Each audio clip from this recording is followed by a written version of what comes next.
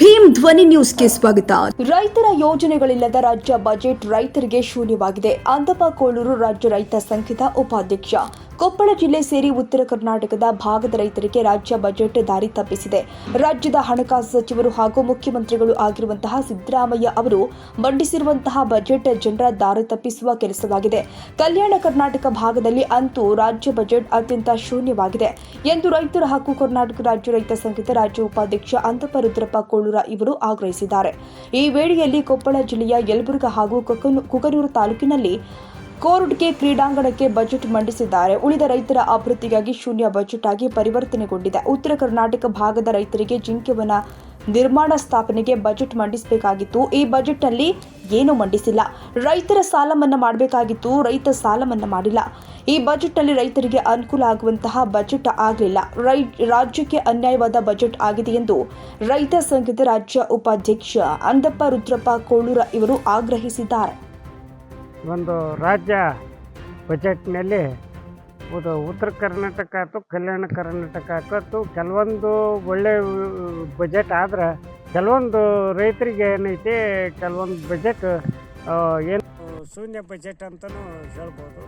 ನಮ್ಗೆ ಹೆಚ್ಚು ಕೊಪ್ಪಳ ಜಿಲ್ಲೆ ಯಲಬುರ್ಗಾ ತಾಲೂಕು ಕುಕ್ನೂರು ಯಲಬುರ್ಗಾ ಭಾಗದಾಗ ಹೆಚ್ಚು ಜಿಂಕೆ ಹಾವಳಿ ಹೆಚ್ಚೈತಿ.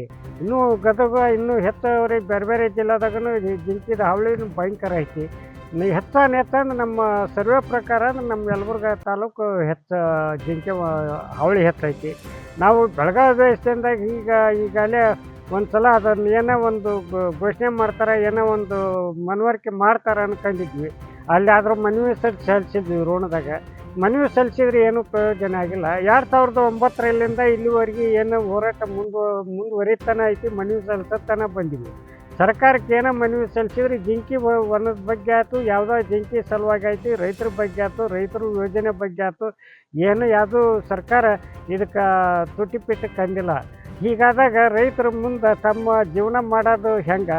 ಈಗ ರೈತರು ಜಿಂಕೆ ಹಾವಳಿ ಸಲುವಾಗಿ ಹೆಂಗಾಗೈತೆ ಅಂದ್ರೆ ಬುಡಪ್ಪ ಬಿತ್ತಿದ್ರೆ ಜಿಂಕೆ ತಿಂದು ಹೋಕ್ಕವು, ಸುಮ್ಮನೆ ಏನು ಮಾಡೋದು ಅಂತೇಳಿ ಬಿತ್ತೋದು ಸೈತಿ ಬಿಟ್ಟಾರ.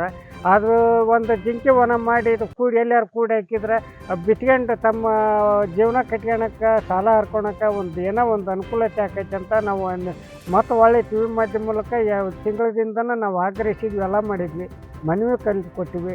ಏನೋ ಮಾಡಿದ್ರು ಅದಕ್ಕೆ ರೈತರು ಬಜೆಟ್ ಆಗಲಿಲ್ಲ. ಶೂನ್ಯ ಬಜೆಟ್ ಅಂತ ನೀವು ಹೇಳ್ಬೋದು. ಇವತ್ತು 5 ಲಕ್ಷವರೆಗೆ ಸಾಲ ಪಡ್ಕೋಬೋದು ಅಂತ ಹೇಳ್ಯಾರ. ಅದು ಎಲ್ಲರಿಗೆ ಸಾಲ ಸಿಗಲ್ಲ. ಅದು ರೈತರಿಗೆ ಸಾಲನ ಸಂಪೂರ್ಣ ಮನ್ನಾ ಮಾಡ್ರಿ ಅಂತ ಹೇಳಿದ್ವಿ. ಆ ಸಾಲನೂ ಮನ್ನಾ ಮಾಡಲಿಲ್ಲ.